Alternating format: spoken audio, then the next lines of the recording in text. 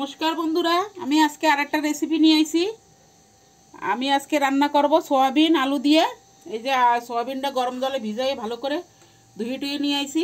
এই যে সব মশলা, এই যে যা যা লাগবে সামগ্রী সব নিয়ে নিছি আমি। এখন আলু আর সয়াবিনটা ভেজে নেব।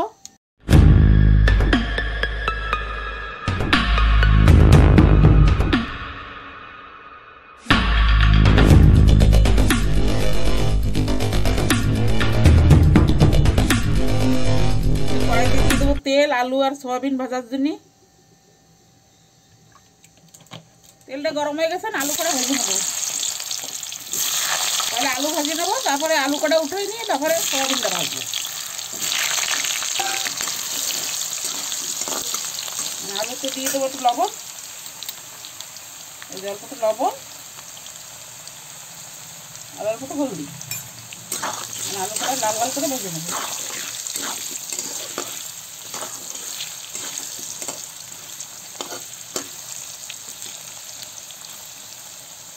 এই যে আলু কটা ভাজা হয়ে গেছে লাল লাল করে, এখন আলু কটা নামাই নেবো। একদম লাল লাল করে ভেজে নিছি। আর আলু কটা নামাই এই তেলে সয়াবিন কটা ভেজে নেবো।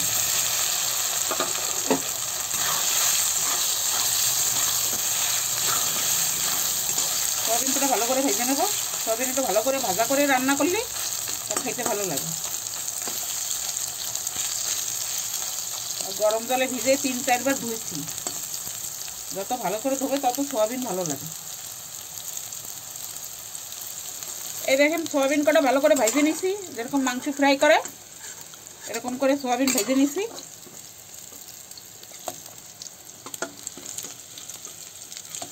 অনেক সুন্দর লাল লাল ভাজা হয়ে গেছে। ভাজার পরে ছোট ছোট হয়ে যায়।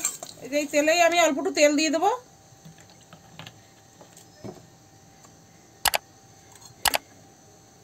এই যে দিয়ে দেবো তেজপাতা,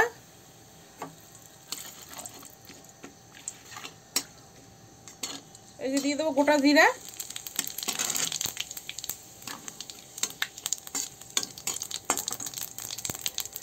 এই যে দিয়ে দেবো রসুন আর পেঁয়াজ পিষাই রাখছি। আর দিয়ে দেবো পেঁয়াজ রসুন পিষানোটা।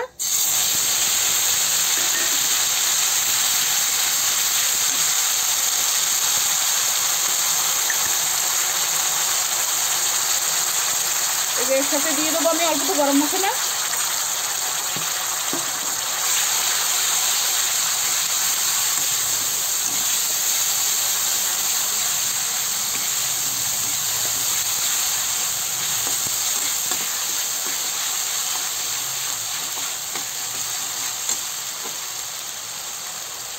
এই যে দিয়ে দেবো আদা জিরা বাটা, 2 চামচ আদা জিরা বাটা দিছি।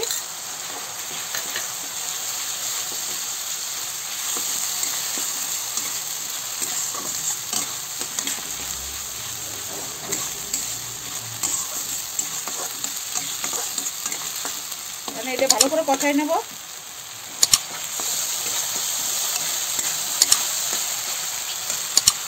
এই যে আমার মশলাটা ভালো করে ভাজা হয়ে গেছে।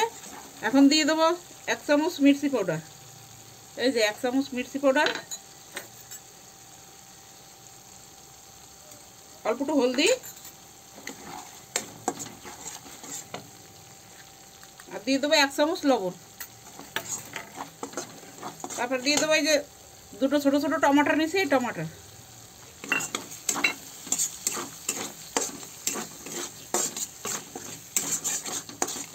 এখন এতে একটু জল দিয়ে মশলাটা আর একটু কষাই নেব।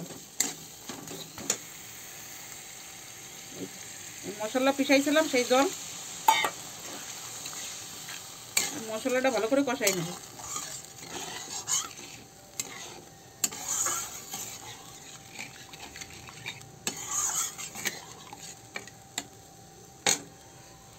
এই যে আধা চামচ কাশ্মীরি লাল মির্চি দিয়ে দিচ্ছি। এই যে আমার মশলাটা কষানোই হয়ে গেছে। এখন এই যে আলু আর এই সয়াবিনটা ঢাইলে আর একটু কষাবো।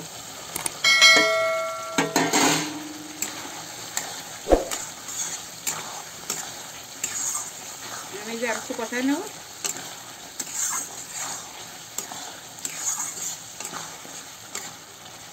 একটু সুন্দর করে কষাই নেব।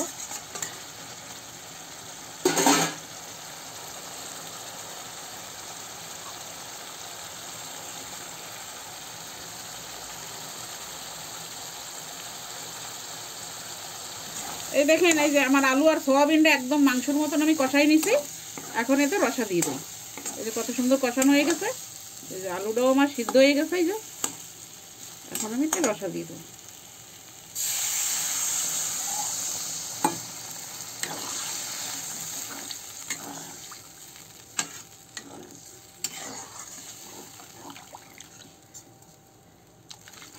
আর দেবো না, একটু কি দেবো।